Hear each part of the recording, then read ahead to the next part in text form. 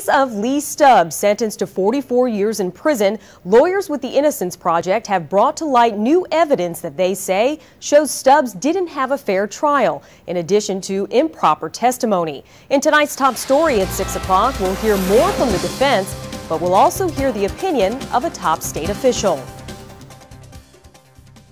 Plagued by an alleged discredited witness and ineffective counsel, the 10-year quest to free Leigh Stubbs, a Covington County woman, is now in motion, thanks to her parents' determination and the Innocence Project now joining the fight. This case, to me, was an aberration when it went through the Supreme Court. It was an aberration when it was affirmed. Criminal defense attorney Meredith Coxwell volunteers with the Innocence Project and is one of 3 attorneys working to overturn the convictions of Leigh Stubbs and Tammy Vance. Based on the alleged improper testimony of Hattiesburg dentist Dr. Michael West and the lack of evidence to back up his claims as an expert in wound patterns and video enhancement. One of the claims in the petition for post-conviction relief is an ineffective assistance claim.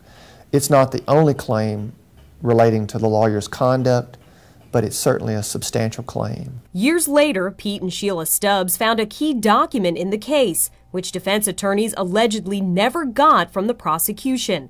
It was an FBI report that contradicted everything Dr. West testified Leigh Stubbs did hear in this surveillance video from the night of the crime. It's his testimony that he can see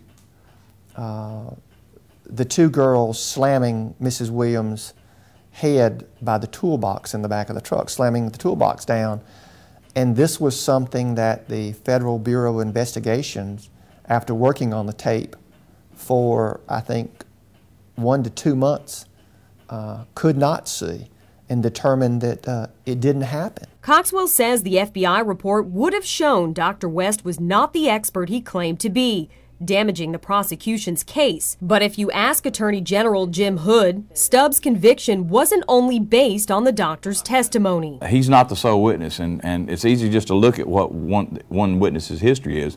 But if you look at the whole of the evidence, then this case is where it should be. It should be before court, and the sole question is for the court to answer, did the district attorney turn over an FBI report that would have simply impeached Dr. West's testimony? The prosecution had exculpatory evidence, evidence that pointed towards innocence, and they failed to turn it over. You can't blame the lawyers for not knowing that there was a FBI report out there. Coxwell says the Stubbs defense team could have argued a number of issues, but didn't. In one instance, they failed to object to the introduction of evidence about Mrs. Vance and Mrs. Stubbs' relationship, and that really had nothing to do with the trial.